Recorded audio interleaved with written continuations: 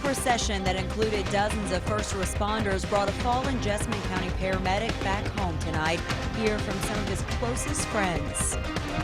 Coming up, we'll show you how folks in Richmond of all ages are supporting Officer Ellis and his family. A federal appeals court handed a major setback tonight to President Obama's immigration plan.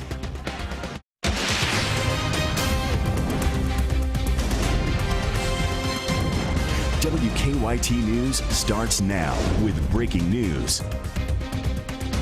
Good evening to you. Right now, police are trying to figure out what led to a stabbing at a Lexington home. Now, Lexington police were called to the home on Marcellus Drive that's near East Loudon just before 10 o'clock tonight.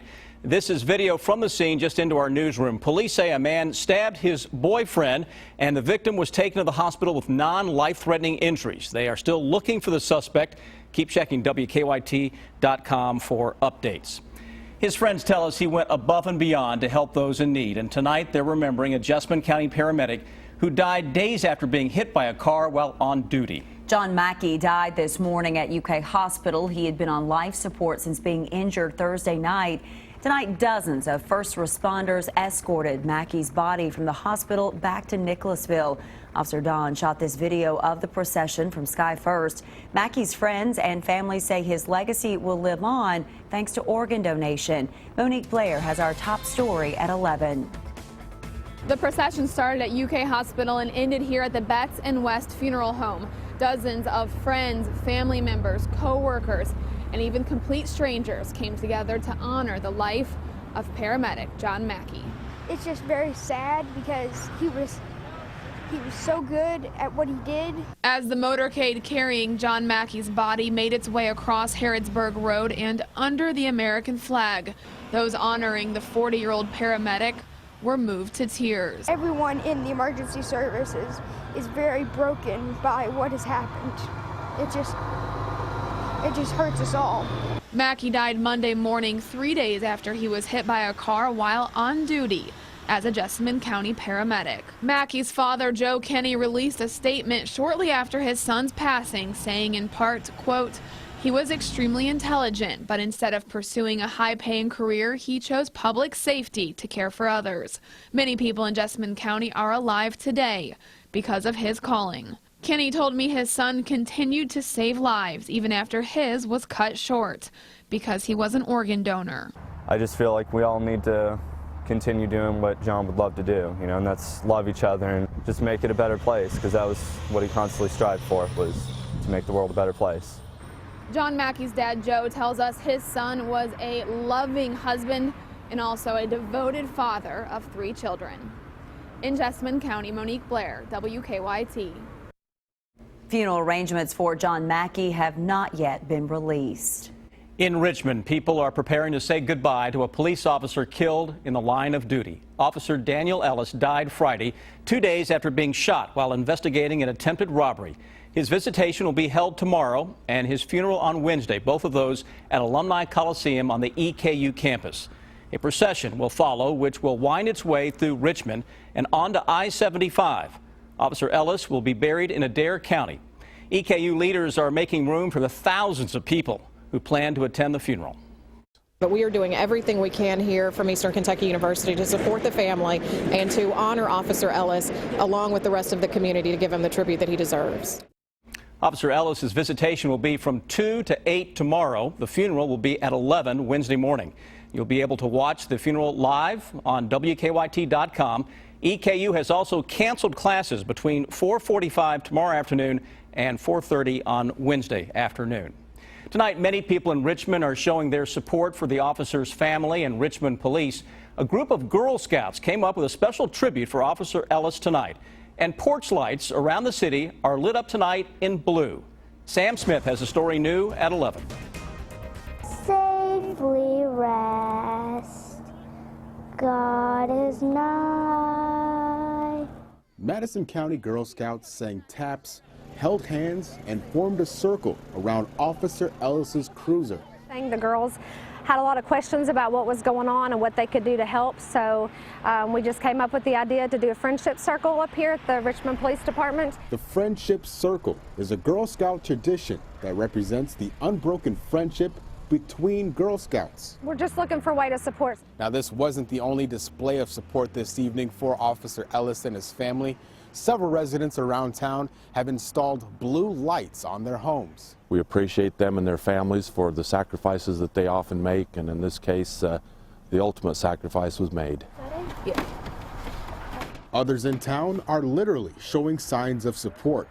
This one says, God bless the Ellis family and Richmond PD. We're so thankful that he gave his life to protect us and our families.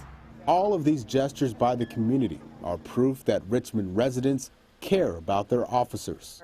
When something like this happens, we all come together. I mean, we're all one big family. We are. In Richmond, Sam Smith, WKYT. And Madison County Girl Scouts also made cards for Richmond Police, and they're collecting gift bags to go along with the other donations the department has received. Now, this morning, the 4 people charged in connection to the officer's death appeared in a Madison County courtroom. All 4 of them pled not guilty. A judge set bond for Raleigh Sizemore, the man accused of shooting Officer Ellis, at $2.5 million. He is charged with murder.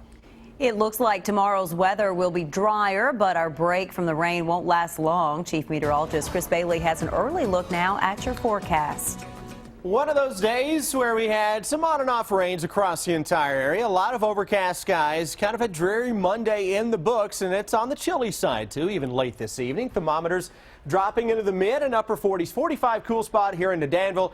Still into eastern Kentucky, we're 50 degrees or a little better into the eastern half of the state. Defender Radar Network tracking rains across northern and eastern Kentucky. Anyone still fair game for a brief hit and run shower heading into the overnight, but most of the moisture is now pushing out of the bluegrass state. Still one little sprinkle south of the Winchester area. Overall, the flow is taking whatever is out there to our north and northeast. That bodes well for your Tuesday afternoon as dry air arrives as we go into the day on Tuesday. Up and at 'em tomorrow morning. Can't rule out a sprinkle, especially north and east. Temperatures around 40 for the trip into work and school. Around lunchtime, if you're out driving, around 50-ish. Skies slowly clearing. We'll wind up into the mid-50s tomorrow afternoon. You mentioned that the break isn't going to have a very long lifespan. Coming up in a little bit, we'll focus on a forecast, guys, that includes a thunderstorm threat for the middle of the week and even a small chance that some of those storms could be strong. The very latest, just minutes away. All right, we'll see you then, Chris. Thank you. Tonight, we are tracking the investigation into a shooting that killed 1 person and injured 2 others in Wolfe County. It happened overnight along Hoscat Lane in the Pine Ridge community. State police say Preston Wilson shot 42-year-old David M. Spencer. They say Spencer then drove to a gas station for help. When police arrived at the shooting scene, they say they found Spencer's father and Brenda Hatton, who had also been shot. Hatton died at the scene. As police searched for Wilson, Wolfe County schools canceled classes today as a precaution. They arrested him after they say he showed up at a hospital in Hazard. He's charged with assault, but police say they're still investigating. We have some new information tonight about a burglary at a Central Kentucky Police Department. State police now say every officer at the Simpsonville Police Department will be taking lie detector tests later this week. They hope those tests will help with the investigation. Police say someone broke into the Simpsonville Police Department building last week and stole $30,000 in cash, along with drugs and handguns that have been seized as evidence. They have not made any arrests. New tonight, there's been another setback for the president's plan to protect 5 million people living in the U.S. illegally from being deported. Tonight, a federal appeals court in New Orleans upheld a Texas judge's injunction blocking the president's immigration initiative. Republicans claim the plan was an illegal executive overreach, and 26 states challenged it in court. But President Obama says the plan was legal when he decided to defer deportation of selected groups of immigrants. After a weekend of protests, the University of Missouri president stepped down today and said he takes full responsibility for frustration and inaction on campus. African-American student groups said the school's leadership ignored their calls to address some ongoing racial issues. Adriana Diaz has the latest. I am a revolutionary. Students at the University of Missouri demanded action and got it Monday when President Tim Wolfe stepped down. They say he failed to address racially charged incidents on the predominantly white campus. It was monumental. You know, we made a difference and we used our platform, you know, to change something. The movement gained momentum when Missouri's football team threatened to boycott its game this Saturday. I kept asking them, is it the right thing to do? I mean, should you wait and so on and so forth? And they, I mean, I'm talking to guys that have tears in their eye and they're crying. And they asked me if I'd support them, and I said I would. The racial tension dates back to at least 2010, before Wolfe became president. But this semester, students said Wolfe did not take action when a swastika painted in feces was discovered in a dorm and after reports of racial slurs. Students set up this tent city by the administration building. Graduate student Jonathan Butler even went on a week-long hunger strike. It should not have taken this much, and it is disgusting and vile that we find ourselves in a place that we do. Missouri's governor said Wolfe's resignation was a necessary step toward healing and reconciliation. Adriana Diaz, CBS News, Columbia, Missouri. The school's chancellor will also move into another position at the school at the end of the year. New tonight, a lawsuit against the woman whose claims sparked the Louisville basketball sex scandal continues to grow. 5 women named in Katina Powell's book have joined the lawsuit against her, a co-author and the book's publisher. The women claim allegations that they were paid to have sex with Louisville basketball players and recruits is false, and the book defamed them by including their pictures without consent. A U of L student started the lawsuit claiming Powell's claims hurt the value of a degree from the university. Her attorney wants all money from Powell's story to be held by a court. New tonight, for the first time, a top federal safety regulator is calling for seatbelts in school buses. The National Highway Traffic Safety Administration estimates that 4 children die every year in large school bus crashes, but the agency believes seatbelts would cut that in half. Right now, only 6 states require seatbelts on school buses. The agency hopes other states make the change on their own because going through the regulation-making process could take up to a decade. New tonight, a Lexington hip-hop artist is asking for your help making sure children stay warm this winter. For the second year, Divine Karama and his wife are organizing a coat drive. He's collecting donations of new or gently used coats along with hats and scarves. Karama says last year more than 100 children received coats because of the coat drive. So it was really well received.